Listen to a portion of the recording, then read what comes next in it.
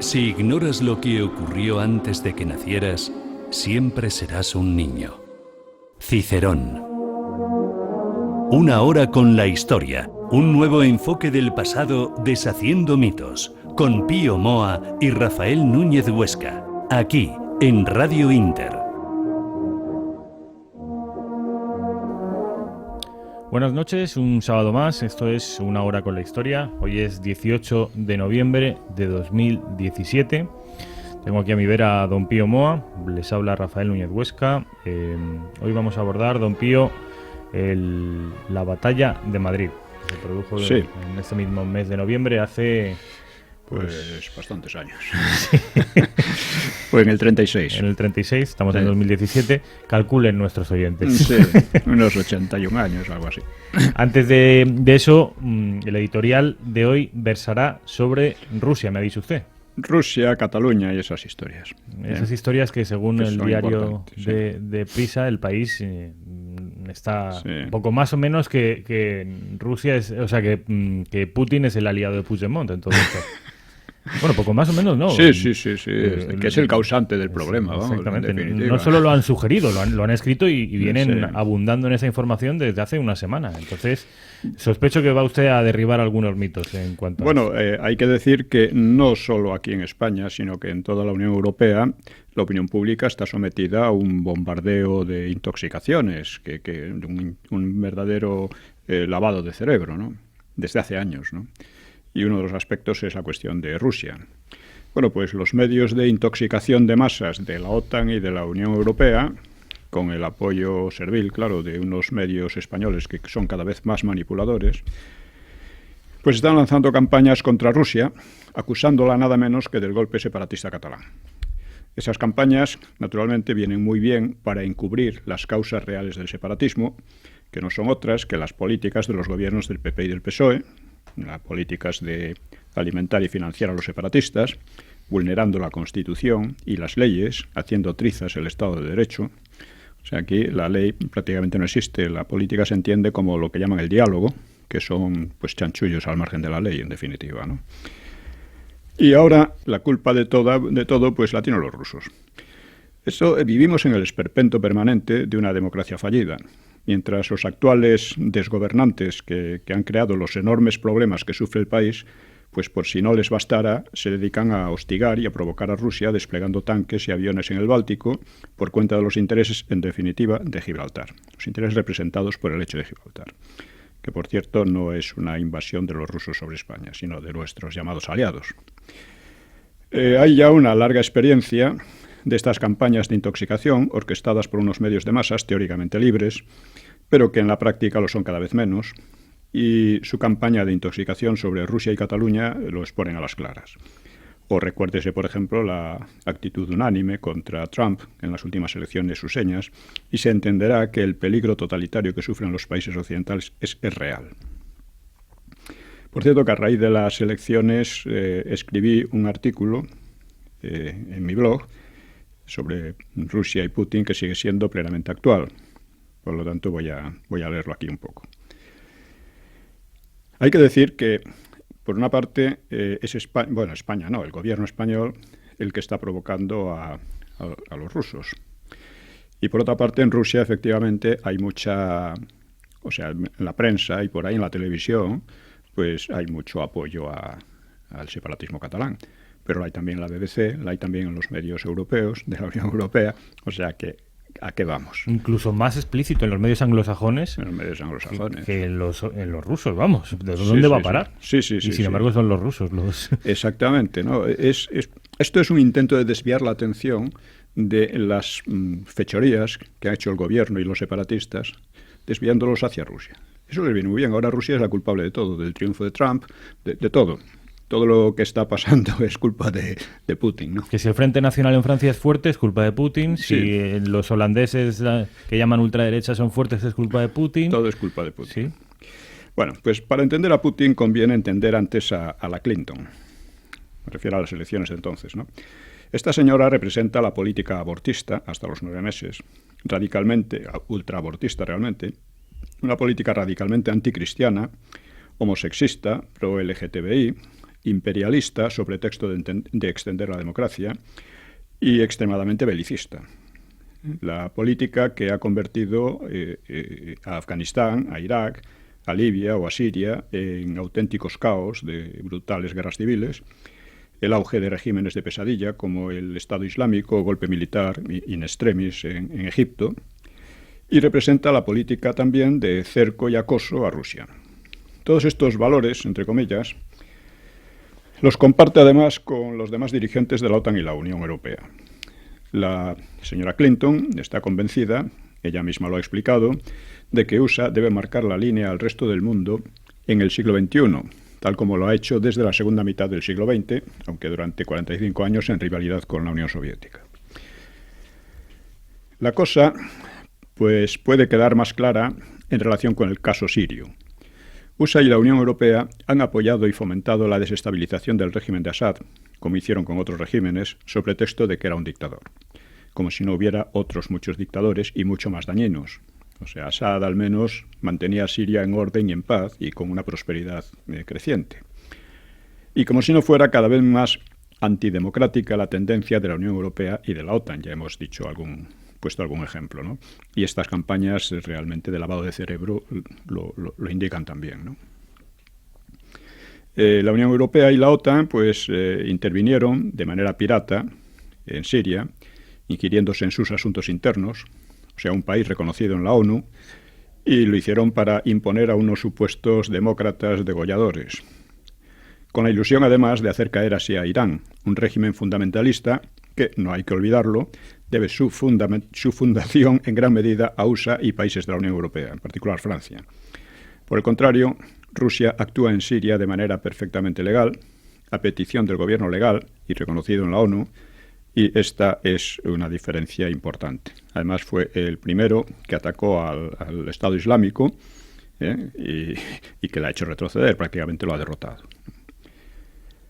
Putin ha hecho bastantes declaraciones acertadas, como por ejemplo, no perseguimos a los homosexuales, pero a los niños hay que dejarlos en paz, porque parece que el homosexismo está, entre otras cosas, trata de adoctrinar a los niños en sus teorías, ¿no?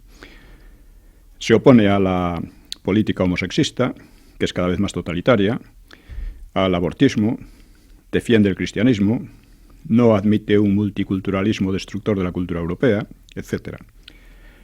En otras palabras, representa justamente lo contrario de la señora Clinton y de los actuales capitostes occidentales. Es bastante lógico que algunos países del entorno ruso, como Finlandia, países bálticos, Polonia, etc., sientan una desconfianza ancestral ante el imperialismo ruso y soviético, del que han sido víctimas tantas veces. Sin embargo, el imperialismo ruso tiene hoy poca fuerza. Rusia es un país envejecido, que pierde habitantes, su población es menos de la mitad que la de USA y un tercio de la Unión Europea, sus presupuestos militares son solo una décima parte de los de la OTAN. Con Putin, la economía rusa ha superado el marasmo de la época de Yeltsin, un marasmo inducido casualmente por el Banco Mundial y por el FMI, el Fondo Monetario Internacional, pero sigue siendo una economía débil y vulnerable. Las posibles apetencias imperiales rusas pues resultan, una vez examinadas las relaciones de fuerzas reales, pues muy poco amenazantes, al menos por un tiempo considerable. Sin embargo, desde el derrumbe de la Unión Soviética, la OTAN ha acosado a Rusia y la ha acercado de bases militares. La OTAN engañó a Gorbachev, dándole a entender que no se extendería a los países que habían sido satélites de la Unión Soviética, pero ha hecho exactamente lo contrario. La culminación de esa estrategia consistió en derribar al gobierno prorruso de Ucrania mediante la táctica de las primaveras árabes, como primer paso para extender allí la OTAN. En ese punto, Rusia reaccionó, recuperando Crimea y señalando: queremos que la OTAN venga de visita a Sebastopol, no que nosotros tengamos que ir a visitar a la OTAN en Sebastopol. Los sucesos de Ucrania colmaron el vaso. En este país, en Ucrania, existe una masa de población prorrusa y otra muy antirrusa, en la que se apoyarían las tendencias expansionistas de la Unión Europea y de la OTAN. Y el derrocamiento del régimen prorruso generó una guerra civil localizada en la que Moscú ha apoyado, lógicamente, a los suyos. Sin la primavera ucraniana, promovida al igual que la primavera siria y otras por USA y la UE, no habrían surgido los conflictos actuales. Y la señora Clinton y sus seguidores de la Unión Europea son de lo más primaverales. Para crear ambiente y opinión internacional contra Rusia, la propaganda de la OTAN y de la Unión Europea insiste en que Putin es un autócrata, un nuevo zar, en que no es demócrata, etc. La realidad es que si lo medimos por su popularidad, Putin es más demócrata, es decir, tiene más apoyo popular que los gobernantes occidentales, y que por ello no necesita falsificar las elecciones. Una popularidad basada en algo sólido, en el orden y la prosperidad logrados desde el periodo de Yeltsin, que fue un periodo absolutamente desastroso para Rusia, y por su defensa de los intereses nacionales rusos. También ha señalado Putin, en referencia a la política de la OTAN y de la Unión Europea, dice: no queremos una democracia como la que han llevado a Irak. Desde luego no es un gobernante blando ni un demócrata modélico. Se le han achacado medidas ilegales contra sus contrincantes, dominio de los medios de masas, favoritismos, quizá el asesinato de alguna persona molesta, etc. Pero habría que ver si sus acusadores son inocentes de cosas parecidas y peores, empezando, por lo que nos concierne, por la democracia fallida y destructiva de España. Hablar de democracia en España es un poco un sarcasmo cada vez mayor, ¿no? En una conferencia con los líderes de la Unión Europea, Putin les dijo: ustedes son muy aficionados a darnos lecciones de democracia que ustedes mismos no siguen. Cito de memoria, pero viene a ser algo por el estilo. Lógicamente debemos preguntarnos a qué responde la agresiva política de la OTAN hacia Rusia. Creo que es algo que sorprende en principio, igual que la política que han seguido en Oriente Próximo, ¿no? Las primaveras y tal. ¿A qué responde eso? Pues no está claro. Además les está saliendo muy caro. Pues creo que puede responder a dos concepciones estratégicas. La primera es que Rusia es una potencia débil, aunque tiene un arsenal nuclear muy a tener en cuenta, y hay que aprovechar esa situación de debilidad. Y en segundo lugar, a un designio también denunciado por Putin de trocear a Rusia, en particular a Siberia, para adueñarse de sus enormes reservas de materias primas. Es un plan que podría interesar también a China, que es otro punto débil de Rusia, a pesar de que intenta una alianza con ella. Desde la caída de la Unión Soviética, los gobiernos ruseños, y a sus órdenes los de la Unión Europea, se han aficionado a intervenir en los asuntos internos de otros países, a vulnerar la legalidad internacional, a promover guerras civiles, y los resultados son las costosísimas derrotas en Afganistán, Libia, la feroz guerra civil en Siria, el auge del islamismo radical, la masiva llegada de supuestos refugiados a la Unión Europea, supuestos y no supuestos, hay de todo, ¿no? El golpe militar en Egipto, tensiones crecientes en Europa, pues todas estas cosas debieran advertir a los Clinton y similares de los peligros de tales políticas. Hoy por hoy es Putin quien tiene razón. A mí, sin embargo, Pío, antes de abandonar este tema, me gustaría abundar brevemente en algo que llama mucho la atención a la gente, y es esta postura que viene manteniendo en los últimos años la Rusia de Putin de erigirse de alguna manera en el portavoz, siendo Rusia o estando ubicada geográficamente donde está y con la historia de la que viene, se ha erigido en la portavocía oficiosa de Occidente, en el sentido de que reivindica el cristianismo, reivindica la identidad, reivindica la familia, de alguna manera reivindica todo lo que parece haber olvidado la Unión Europea. Y esto es algo que llama mucho la atención, viniendo sobre todo, siendo Rusia heredera de la Unión Soviética y de todas esas... todo ese relato o esa narrativa histórica que arrastra a la Unión Soviética. Ahora parece que Rusia es todo lo contrario. Hay mucha gente que no acaba de creérselo. No, es que no hay que creérselo demasiado, pero de momento, y tal como están las cosas, es la realidad. A Rusia le conviene esa política porque estaba prácticamente en la ruina con Yeltsin. Le conviene esa política porque eso la refuerza. O sea, le impide todas estas tendencias que yo creo que están corroyendo a la Unión Europea, pero que Rusia no quiere... Y que Clinton de alguna manera también es un poco el... Sí. Era la representación de todo eso, ¿no? De todas esas políticas. Claramente.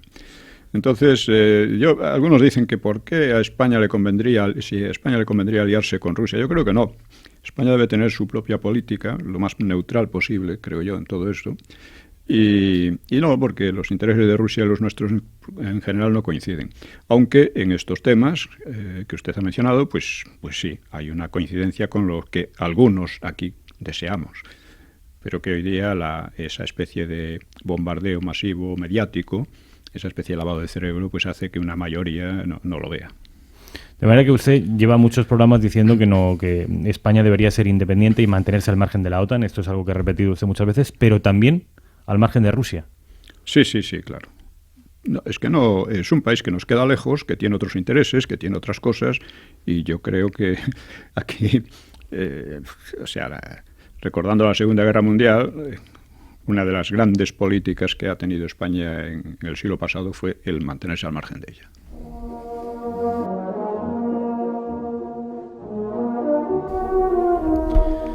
Don Pío, la batalla de Madrid, noviembre de 1936. Sobre esto también hay mucha controversia.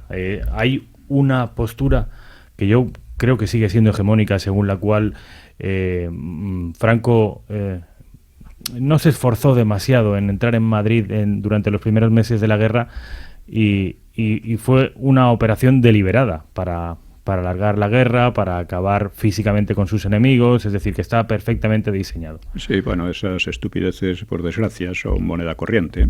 Los mitos de la guerra civil, usted dedica un capítulo... En los mitos de la guerra civil dedico un capítulo precisamente a la batalla de Madrid, ¿no? A desmontar ese mito. Y hay otra cuestión, bueno, hace 2 programas estábamos con Aznar, y habrá que seguir con él, pero como ha pasado lo de la Revolución Rusa, y ahora esto otro, pues vamos a interrumpir un poco, pero seguiremos, ¿no?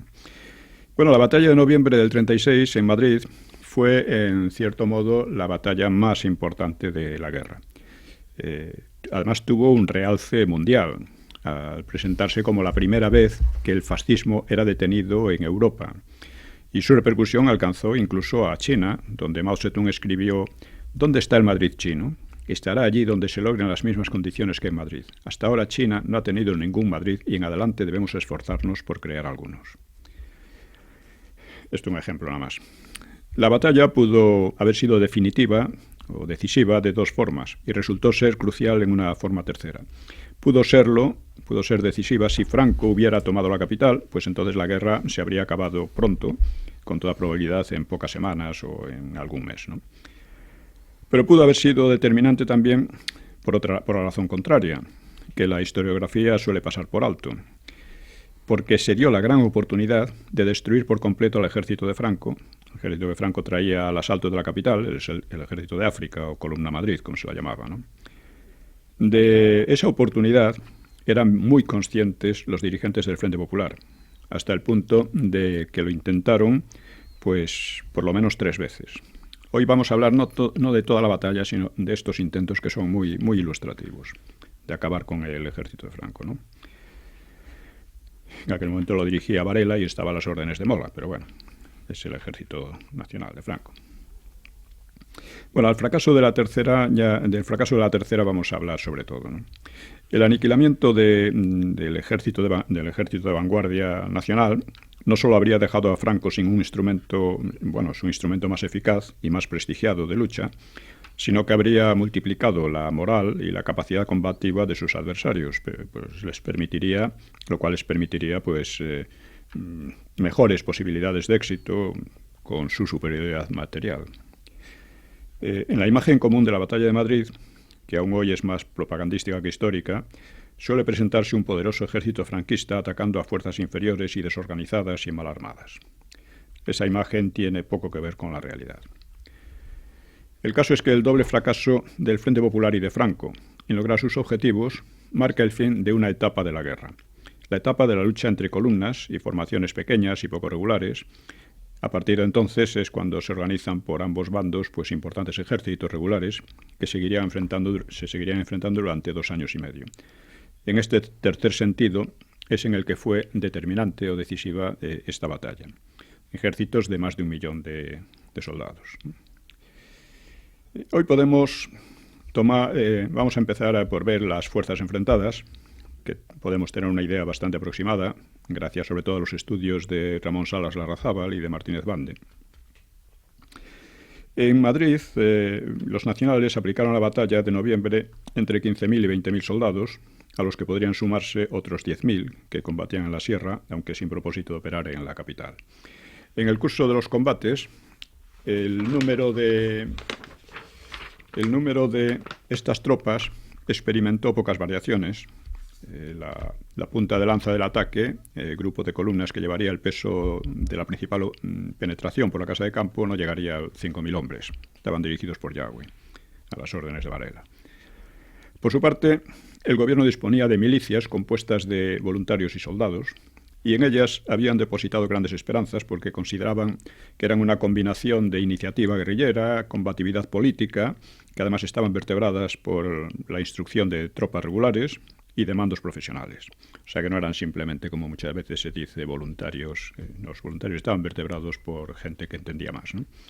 Estas milicias formaban unidades muy heterogéneas en composición y orientación política, y en el curso de la batalla irían aumentando en número, y la batalla de Madrid, ¿no?, en número y poder de manera considerable.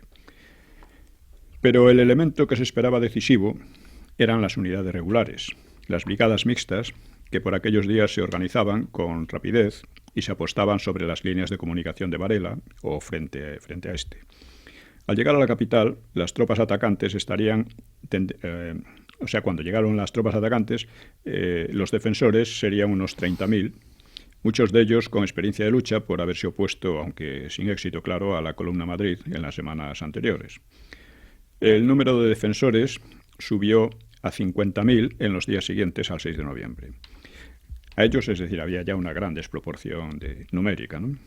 A ellos había que sumar un número también muy elevado de los que en el exterior de la ciudad amenazaban a las columnas de asalto, no solo en la Madrid mismo, sino en el exterior. Las tropas de Madrid las mandaría el general Miaja, asistido por el eficiente teniente coronel Rojo y asesorado directamente por oficiales soviéticos, algunos muy expertos, entre los que destacaba Goriev. Las fuerzas del exterior de Madrid las mandaba el general Pozas. Esto es interesante, lo veremos. De no menor importancia fue la llegada en aquellos días de los aviones soviéticos, que en cantidad y calidad desbordaron a sus adversarios. Pasaría tiempo hasta que la técnica alemana se pusiera a su altura, aunque los aviones italianos eran comparables a los soviéticos, ¿no? Además llegaron las remesas de tanques armados con cañón y ametralladora, tanques más pesados y netamente superiores a los carros de sus adversarios, italianos o alemanes que no tenían cañón, tenían una ametralladora. También eran superiores en artillería los defensores, llegando a una proporción de 2-1, y contaban con la gran ventaja de posiciones más favorables por su mayor altura y facilidad de ocultamiento. Y a la artillería estaba asesorada por el soviético Voronov, que se distinguió en la Segunda Guerra Mundial por sus gigantescas preparaciones artilleras. Con unas fuerzas atacantes tan exiguas,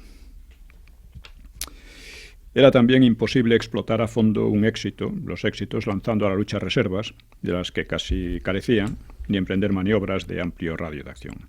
Así pues, la tarea impuesta a la Columna Madrid de Varela era claramente desmesurada: conquistar con escasas tropas y armamento ligero una ciudad de más de 1 millón de habitantes y defendida por más y mejor armadas tropas. La orden de conquista emitida por Franco solo se entiende como un intento a última hora de adelantarse al reforzamiento de sus enemigos, confiando en hundir por completo la moral adversaria. Por cierto que hechos como la huida prácticamente de hazaña de la capital el 18 de octubre y la huida del gobierno en pleno el 6 de noviembre, pues parecían demostrar que tales esperanzas eran lógicas, ¿no? Hay otro aspecto fundamental en este asunto, es la posición, porque a veces la inferioridad de fuerzas se compensa con una superioridad de posición, pero tampoco este era el caso. Los atacantes, por el contrario, tenían que dispersarse para proteger una larga línea desde Toledo, una línea que hacía codo con otro pasillo que se extendía hasta Maqueda, de Maqueda a Toledo, y además, y contrariamente a sus enemigos, se encontraban lejos de sus bases, con comunicaciones largas y de difícil defensa, por estar expuesta a ataques desde los flancos, y tampoco habían logrado los atacantes, los nacionales, apoyarse en la defensa natural del río Jarama, dejando especialmente expuesto su flanco derecho, según atacaba Madrid, desde el sur. Los defensores, en cambio, se encontraban con una retaguardia inmediata y maciza, moviéndose en líneas interiores con las reservas inagotables en principio de la población madrileña y la protección, 1 millón de habitantes, ¿no? Y la protección de la enorme masa de edificios donde se diluía la superioridad del ejército de África para la maniobra en campo abierto. O sea, siempre había vencido a los otros en campo abierto, pero en una gran ciudad podría verse un lío tremendo, ¿no? Por otra parte, al acercarse al Manzanares, los atacantes se veían obstaculizados por un foso dominado por las alturas de la orilla opuesta, desde la que era fácil observar los movimientos de los atacantes y bombardearles con más precisión que a la inversa. Sin duda, pues, a su inferioridad material unían los nacionales una inferioridad de posición marcadísima, lo cual volvía en extremo aventurado sus movimientos. Con tal realidad contaron los defensores una y otra vez para lanzar sus contraataques. Así que el problema real,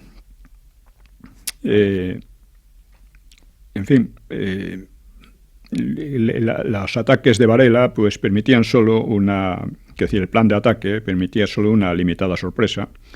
Por cualquier audacia con fuerzas tan cortas como un proyecto auspiciado por Yahweh de atacar desde 4 caminos, pues traería riesgos muy, muy altos. Sin embargo, ese mismo grado de sorpresa quedó anulado al caer el plan de ataque en manos de los defensores, precisamente en vísperas del día D.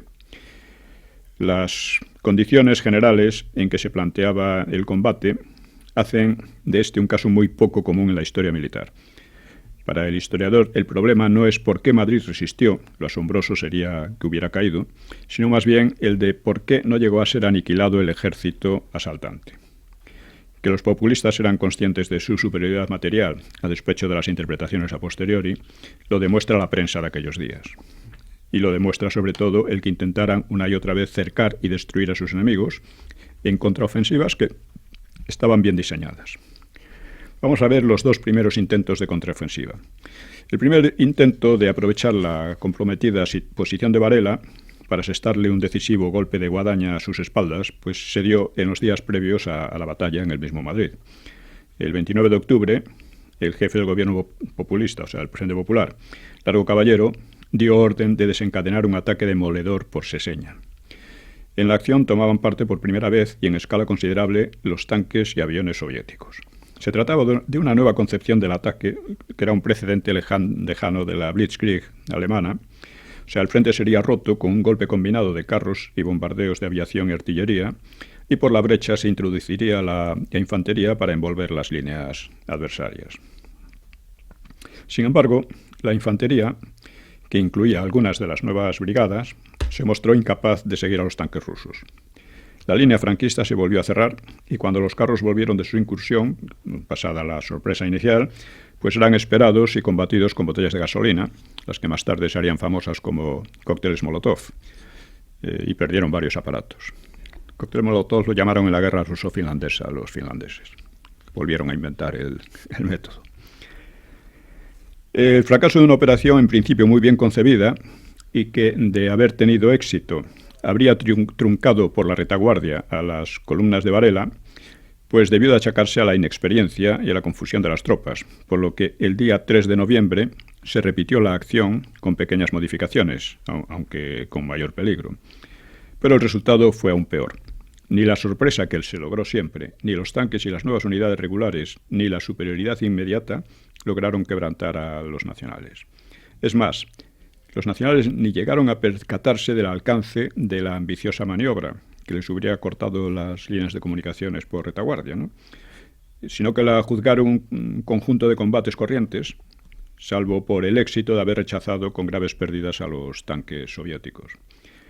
Y así, el 6 de noviembre, las tropas de Varela estaban en los arrabales de Madrid, el gobierno se trasladaba a Valencia y el desorden y el desánimo cundían en la capital, o al menos en amplios sectores de la población. Rápidamente fue puesta en pie una junta de defensa de la ciudad, se encomendaron a Miaja las medidas militares y esta reacción, unida al conocimiento del plan enemigo, permitió organizar la defensa de una manera racional e ir frenando los avances franquistas. Si bien poco a poco iban cayendo en manos de los nacionales buena parte de los barrios periféricos sureños y de la Casa de Campo. En fin. Estamos hablando de la parte suroeste de Madrid. Sí, del sur y el oeste, sí. Sí. Era la línea por la que se avanzaba. Lo que pasa que la clave era la casa de campo. Que llegó el Ejército Nacional a... Llegó, pues, sí, a Moncloa, prácticamente, ¿no? A la ciudad universitaria y... De hecho, en la ciudad universitaria hubo combates durísimos. En el Parque del Oeste. Que la ciudad universitaria quedó absolutamente en ruinas. Quedó muy arruinada, sí. Bueno, al ser contenido el ataque, pues se pensó que había que hacer uso de la superioridad de la defensa para envolver y aniquilar a las tropas atacantes, ¿no? Así que el 9 de noviembre el gobierno dio a Madrid las instrucciones para una gran contraofensiva. Miaja pasaría de la consigna de resistir sin ceder un palmo de terreno a la de destruir al enemigo. Vamos a ver el plan de esta gran contraofensiva, de la que casi no hablan las historias. El plan gubernamental preveía el empleo de 2 ejércitos. El primero tendría que sujetar a los franquistas en el frente madrileño y el segundo, más potente, lanzaría embestidas de gran envergadura por retaguardia, cortando las comunicaciones de Varela y cercando a este en 3 anillos hasta 50 kilómetros al sur de la capital, en la confluencia del Jarama con el Tajo. Incluso no se excluía la recuperación de Toledo. Simultáneamente, los demás frentes de la península entrarían en actividad para impedir que el ejército de África recibiera refuerzos, ¿no? Cataluña mandaría a la capital varias importantes columnas.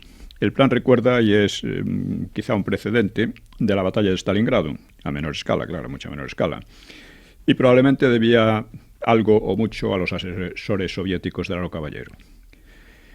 Bien, aquí empiezan los problemas. El ejército 1 lo mandaría a Miaja y el ejército 2 lo mandaría a Pozas. Sin embargo, Miaja tenía otra concepción. Opinaba que era en las puertas de Madrid donde se libraba el gran asalto y allí debían batirse al enemigo para que se desangrase frente a la masa de fortificaciones que se venían construyendo a marchas forzadas y con contraofensivas locales de envolvimiento, ¿no? Miaja había adquirido, es importante ver esto porque Miaja había adquirido en aquellas jornadas un prestigio internacional, mientras que el gobierno, con su marcha a Valencia, se había desprestigiado en igual medida.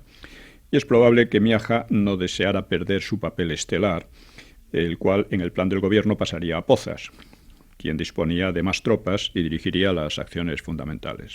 Estas celos y cosas son muy importantes en la vida real, ¿eh? ¿Y a todo esto Rojo? Rojo estaba a las órdenes de Miaja. Rojo diseñaba los planes concretos, pero él no tenía... Pozas y Miaja, y Rojo a las órdenes de Miaja. Claro.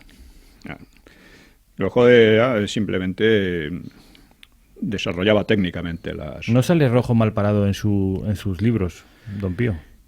No, era un militar eficiente. Yo creo que estaba allí con los rojos porque tenía la familia en zona roja y, en fin, procuró hacerlo lo mejor posible. Pero desde luego no se puede comparar con Franco y otros, aunque lo han querido comparar. En fin, el plan que se impuso fue el de Miaja, en contra de las instrucciones del gobierno. Y por entonces estaba en Madrid, Miaja se quedaría con entre 30.000 y 40.000 soldados y Pozas con algo más de 10.000. Es decir, era una inversión total de la idea inicial, ¿no? Por entonces estaba en Madrid Koltsov, que era un enviado directo de Stalin, y que deja en su célebre diario constancia tanto de su desilusión como de su íntimo conocimiento de las decisiones al más alto nivel. Dice en su diario: al anochecer, por fin, quedaron señaladas las líneas maestras del contragolpe que mañana se asestará a los fascistas. En el Estado Mayor lo llaman rimbombantemente contraofensiva, pero en mi opinión su variante definitiva no es más que un contragolpe. Los ambiciosos planes de una amplia maniobra con 6 brigadas en la zona de Arganda sobre Pinto y Parla y de otras 4 brigadas sobre Leganés e Illescas han sido recortadas sustancialmente. Queda un pequeño ariete de 4 brigadas y una docena de cañones y otros tantos tanques que mañana atacarán a los fascistas en dirección al Cerro de los Ángeles y Getafe. Por su parte, Madrid ataca con todo su flanco derecho y el centro de la defensa. Bien, pues el día 12, jueves, Se ultimaron los preparativos. Fue un día pesado y lloviznoso, según parece. Koltsov escribe también: la Junta actúa con gran energía, vela por el orden de la ciudad. Los fascistas detenidos fueron evacuados de Madrid paulatinamente desde el día 7. Ya sabemos lo que esto significa. Esto era para cuellos. O sea, exactamente. La evacuación era el asesinato en masa, ¿no? La jornada resultó tranquila, salvo por incursiones ocasionales y duelos artilleros. La noticia del día en la prensa era la llegada de Durruti. Por cierto, que Carrillo trató de echar la culpa de Paracuellos a los asesores soviéticos, pero fueron los dos, fueron todos ellos. Bien. Entonces fue cuando llegó Durruti, que venía con 6.000 hombres, una cifra considerable, ¿no?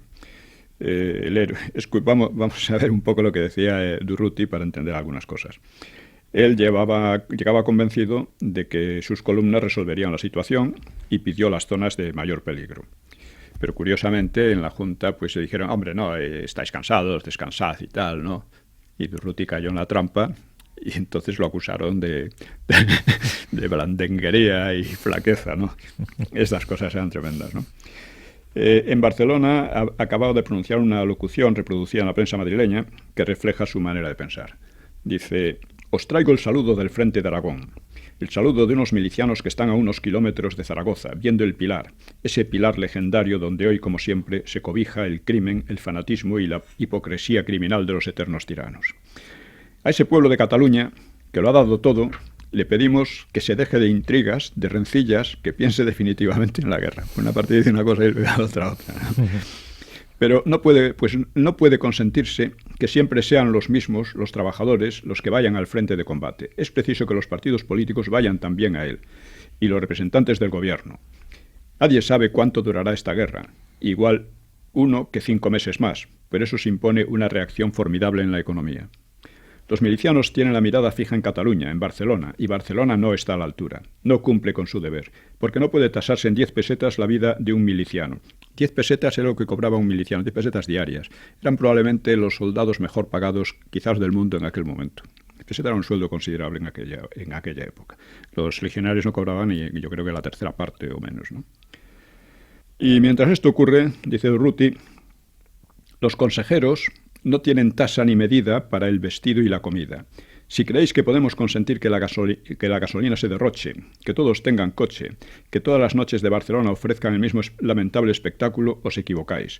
Os equivocáis porque mientras hay quien cree que el fascismo es Mola, Franco o Queipo, nosotros señalamos como fascista a todo el que derrocha o gasta aquello que es de la revolución. Bueno, vamos a ver el ambiente previo. Dice que había un gran optimismo, ¿no? Al anochecer, Miaja informó a la Junta de Defensa que, según se ha observado, el enemigo no tiene municiones. Y sobre el obsesionante enemigo de retaguardia, la quinta columna, señalaba en una alocución Carrillo: la quinta columna está en camino de ser aplastada, y los restos de ella, que quedan en los entresijos de la vida madrileña, están siendo perseguidos y acorralados con arreglo a la ley, con arreglo a todas las disposiciones de justicia posible, pero sobre todo con la energía necesaria. En la misma línea, el diario caballerista, de Lauro Caballero, Claridad, llamaba a completar la potente organización de comités de vecinos antifascistas, con funciones de ayuda y control, pasando información sobre las ocupaciones y actividad de todo el vecindario, casa por casa.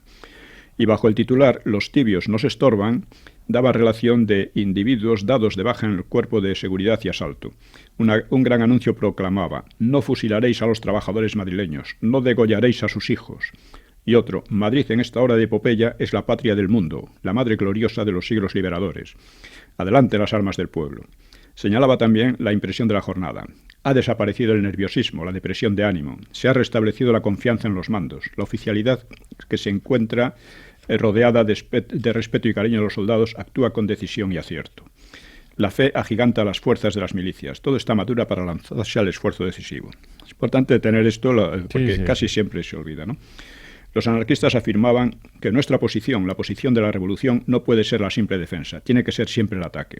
Y no tardarán en llegar en auxilio de Madrid fuerzas de toda España antifascista, y entonces lo que hoy es acción defensiva se trocará en ofensiva torrencial e incontenible, afirmando que estaban asistiendo a los últimos coletazos del fascismo.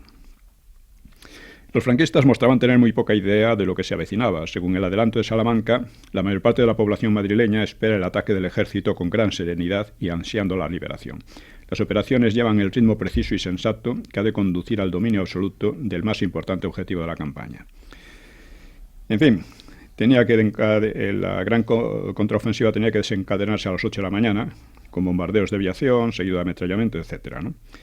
Bien, en contraste con el día anterior, el 13, el día de la contraofensiva, amaneció con el cielo despejado y sin mucho frío. Largo Caballero se había trasladado desde Valencia a las cercanías de Madrid para observar, al puesto de mando de Pozas, para observar, en fin, la batalla, ¿no? En Madrid, Miaja arengó a los suyos. 50.000 hombres vais a aplastar hoy a la reacción en una lucha decisiva. Vais a terminar la semana de heroísmo con un triunfo decisivo que admirará al mundo. Temprano por la mañana se inició el machaqueo artillero y los bombardeos, pero las tropas no se movían. En el último momento surgían obstáculos organizativos. Las unidades desplegadas en la casa de campo no se hallaron dispuestas hasta las 11 de la mañana. Los desajustes fueron aún mayores en el sector decisivo de la embestida, en Úmera Pozuelo, donde al mando de Barceló se concentraban 2 brigadas y una columna, casi 10.000 hombres, incluyendo los internacionales de la brigada Kleber, los carros de Armand, o sea, soviéticos, ¿no? En esa zona no entraron en combate hasta las 2 de la tarde. Más grave fue que para ese día Yagüe, que ignoraba todo el proyecto enemigo, había pensado reiniciar sus embestidas con mayor dureza. Y apenas amaneció, envió a sus columnas por la casa de campo hacia el Manzanares. En fin, el resultado, dice, en cuanto a la maniobra de envolvimiento por el este desde el Valle del Jarama, pues fracasó también. El intento más conocido fue el de la 12 Brigada Internacional contra el Cerro de los Ángeles. También aquí la inferioridad material de los franquistas era abrumadora, aunque disponían de una buena posición y resistieron. Se trataba fundamentalmente aquello de voluntarios y moros de la columna de Monasterio. Bueno, pues esperaron a que los internacionales se aproximasen, abrieron fuego y les hicieron tal cantidad de bajas que tuvieron que retirarse, ¿no? Y Koltsov dice que los jefes internacionalistas se quejaban de que se les impuso antes una marcha de 14 kilómetros y escribe el Koltsov: en otra parte esto habría sido sabotaje, aquí solo imbecilidad. Pero en realidad la marcha solo había sido de 6 kilómetros, o sea que tampoco era para tanto. Hubo también cierta lucha en el aire, en que ganaron más bien los aviones soviéticos. Tenemos 13 minutos, ¿no? O más, 15 sí. minutos. Bien, tenemos tiempo de sobra, Pío. Vale. Pues hubo... Una batalla en el aire. Sí. Por encima de Rosales, por ejemplo, una formación nacional de bombardeo compuesta de 22 aviones, pues fue interceptada por 13 chatos soviéticos que demostraron su superioridad. Fue el mayor combate aéreo del año. Según el parte del Frente Popular, habrían sido derribados 6 aviones enemigos contra 2 o 3 propios. Pero el dominio del Frente Populista en el aire no lograba impedir que los atacantes llevasen a cabo persistentes acciones aéreas. Se dieron casos como el de un piloto soviético que saltó en paracaídas, saltó en paracaídas, y viéndole descender un grupo de civiles lo tomó por enemigo y debieron dispararle en el aire, porque al llegar a tierra fue casi linchado. Dice, cuenta Koltsov, medio andando, medio a rastras, subían a un joven de aspecto atlético con una mueca de dolor en la cara, sujetaba el vientre con las manos, como si se le hubiera roto el cinto y se le cayera el pantalón. No era un avión fascista. Era, lo reconocía de inmediato, el capitán Antonio, jefe del destacamento de chatos. ¿Por qué lo arrastraban de esa manera? Esto era una casa de locos. ¿Por qué disparan sobre los propios? Dame agua, decía el piloto. Moriría poco después en una penosa agonía en el hospital. Se llamaba Tarjov y recibió la medalla de héroe de la Unión Soviética a título póstumo. Bien, la prensa, entre tanto, que no sabía muy bien cómo iban las cosas, pues era optimista. A media tarde ya la contraofensiva evolucionaba a una situación crítica y las tropas de Varela estaban conquistando terreno, ¿no? La prensa del día, pues ya digo, por ejemplo, Mundo Obrero editorializaba: de la defensa al contraataque. Es muy posible que después de aparecer este número, el heroico pueblo de Madrid haya visto premiados en buena parte sus desvelos y su abnegada resistencia. Los de Largo Caballero informaban: claridad. La República ha empezado su ofensiva. En todos los sectores nuestras fuerzas avanzan victoriosas. En fin, la capacidad de mentir... Aquello de que la primera víctima de una guerra es la verdad, ¿no? Sí. Sí, pero en general los partes nacionales eran mucho más escuetos, más sobrios y sin fantasías, ¿no? Dice, nuestras tropas han dado hoy la embestida que todos anhelábamos. El mando ha sabido esperar hasta el instante de producirse el mayor agotamiento del enemigo y cuando éste se ha colocado temerariamente en desventajosa situación estratégica. Expresaba la concepción de Largo Caballero, claro, pero no sus verdaderas medidas, que las había cambiado Miaja. Dice, ¿por qué nuestro optimismo? Por el análisis de los hechos verificado hora a hora. Margarita Nelken, uno de los batallones llevaba su nombre, otro llevaba el de Pasionaria, pues escribía bajo el titular La historia de las ratas o lo que ya no interesa, y zahería con sarcasmo a los que desde el principio de la guerra habían intentado la vuelta a la normalidad, escribía textual, pregonada al socaire de una serenidad que quiso refrenar lo irrefrenable. Es decir, que quiso refrenar el movimiento revolucionario que ahora estaban seguros de que triunfaba, ¿no? Los anarquistas también estaban entusiasmados. Dicen, Madrid vive días de gloria. Hemos avanzado varios kilómetros en diversos sectores del centro, afirmaba el diario CNT. La prensa publicaba el saludo de Mario Nicoletti, comisario político de la Brigada Internacional. Dice, hemos venido voluntariamente a ayudaros a defender vuestra república, vuestra libertad y vuestras conquistas sociales. El hecho de que en la brigada estén en gran mayoría los comunistas no cambia absolutamente nada de su carácter de Frente Popular. Son cosas que las ves así y te das cuenta hasta que... Y eso se está repitiendo actualmente desde hace años. La ley de memoria histórica es esto. Bueno, por la tarde las fuerzas de Yagüe se enfrentaban a otros enemigos y tal, y y fueron contenidas, sin embargo, en el puente de los franceses.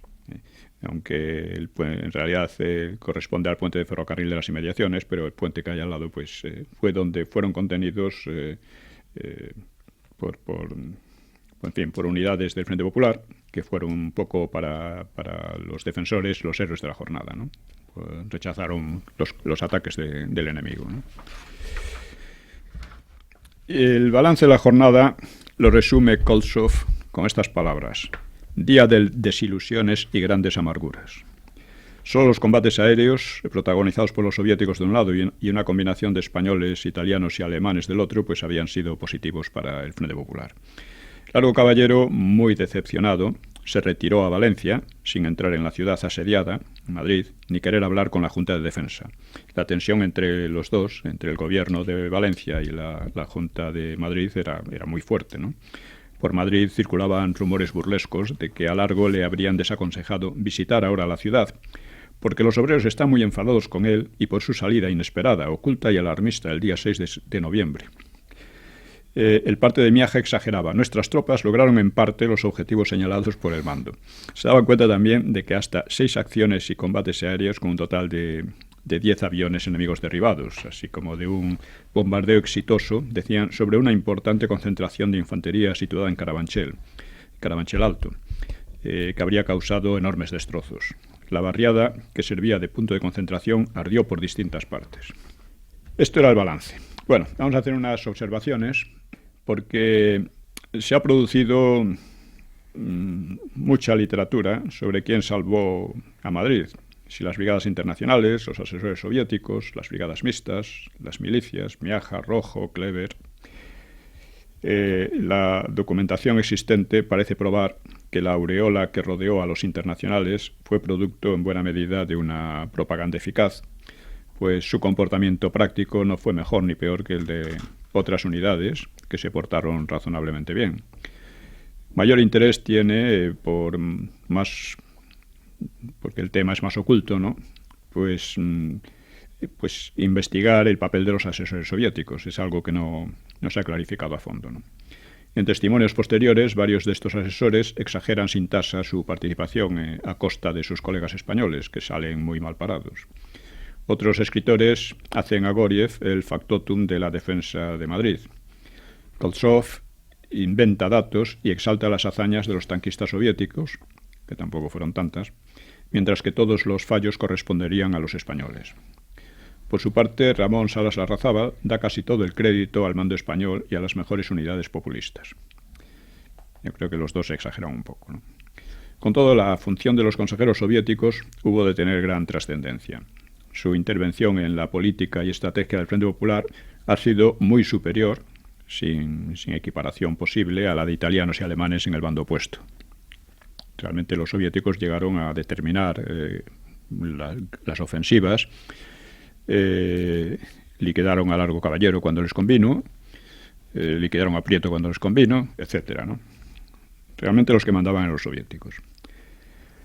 Como quiera que fuese, el problema es secundario, puesto que, como reflejan los datos, lo asombroso habría sido la caída de Madrid.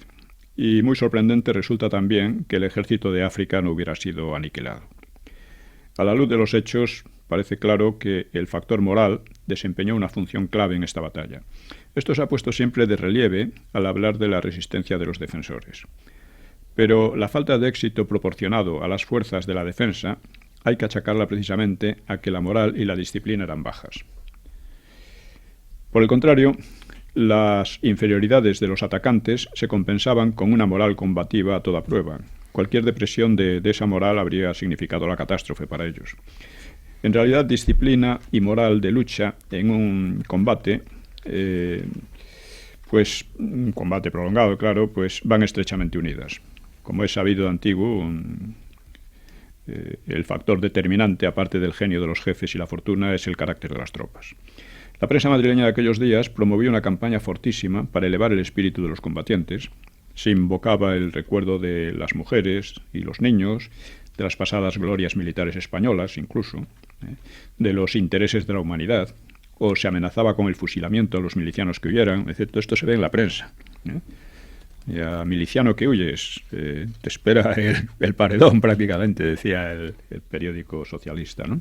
Incluso había, recuerdo, carteles emulando a 1808, a la guerra contra el francés. Y a Pavía, y a todo, a Hernán Cortés, en fin, allí. A todos esos mitos que hoy son considerados fascistas y que lo reivindicaba aquella izquierda. Exactamente, en aquel momento, ¿no? Esa propaganda, además, repetida por altavoces, en carteles, mítines, llamamientos por radio, pues dieron un tinte muy peculiar a aquellas jornadas de noviembre, ¿no? Por ello es difícil decir por qué rindió frutos tan modestos, tan escasos, ¿no? Aparte de lo que hemos expuesto, también se sabe que el número de madrileños que se movilizaron para ir al frente fue muy bajo.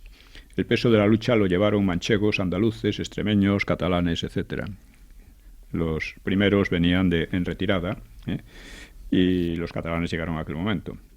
Una explicación bastante razonable de todo ello puede encontrarse en el carácter política e ideológicamente heterogéneo de los defensores.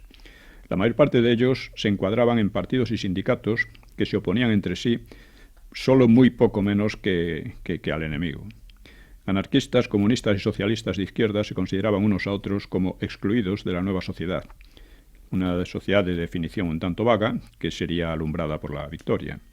En esas condiciones psicológicas, la lealtad mutua, la acción coordinada y la organización disciplinada tenían que ser precarias. Ya lo vimos en el caso de cómo Miaja echó a perder un plan que seguramente era mucho mejor, de lanzar el principal fuerza de la contraofensiva por la retaguardia de Varela.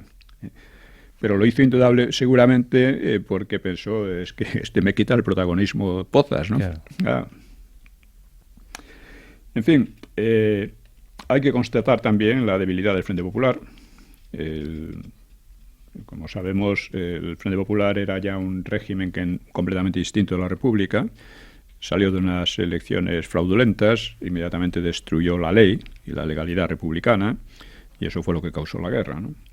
Y lo único en que estaban de acuerdo todos era una especie de bloque de poder entre revolucionarios, ciertas izquierdas burguesas, algunas izquierdas burguesas y separatistas. Y entendiendo el bloque de poder de estos tres grupos, pues nos damos cuenta de cuáles eran sus debilidades. Lo único en que estaban de acuerdo eran destruir la Iglesia y en cierto modo eran antiespañoles. sea, un partido que se alía con los separatistas es un partido anti-español. Vamos, a España no le importa nada o lo que sea, a pesar de lo que diga, ¿no? El nuevo Estado era forzosamente provisional, asentado sobre un haz de fuerzas que se seguían sintiendo enemigas entre sí y que temían la victoria bajo la hegemonía de sus aliados, casi tanto como la derrota de todos juntos. Ese Estado fue capaz, bajo una creciente hegemonía comunista, de movilizar recursos con el orden suficiente para subsistir hasta abril del 39.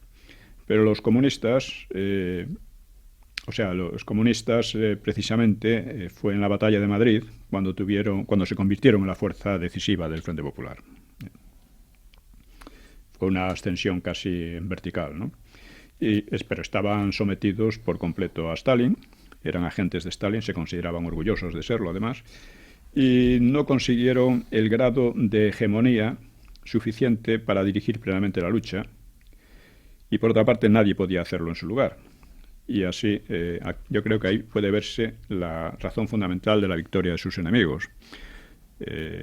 Realmente los únicos que tenían una estrategia seria eran los comunistas. Era dictada por Moscú, pero era una estrategia muy seria. Al principio de la guerra ellos eran un partido muy minoritario. Según avanzaba la guerra se convirtieron en el partido decisivo, porque era tanto por el número de afiliados que consiguieron, de distintas clases sociales, como por su disciplina, por su organización y sobre todo porque sabían lo que querían. Cosa que los otros, ninguno sabía lo que quería. O sea, Azaña no se sabe lo que quería, estaba aliado con unos revolucionarios que le tenían completamente controlado y estaba quejándose todo el tiempo. Los anarquistas no eran serios en ninguna manera. Enseguida empezaron a traicionarse a sí mismos, además, aceptando entrar en el gobierno, los anarquistas en algún gobierno, nada menos. Los socialistas pues eran unos charlatanes, los de Lalo Caballero. Siempre lo habían sido y lo siguieron siendo. Cuando termina la guerra, los únicos que siguen manteniendo una resistencia son los comunistas. Los socialistas se volatilizan y todos los demás también, ¿no? Los que pueden se van. Ya en plena guerra, los burgueses de izquierda, de Azaña y compañía, procuraban largarse de España, conseguir puestos en embajadas, etcétera, y para no estar aquí, ¿no? ¿Y enfrente, don Pío, qué tenían? Porque sí que tenían un mando único, una disciplina. Tenía un mando único, una disciplina, una idea de España clara, que aquí no la tenía ninguno. Tenían un patriotismo real y no tenían el amasijo de ideas extrañas y contradictorias entre sí que tenían los otros. Esto es muy importante.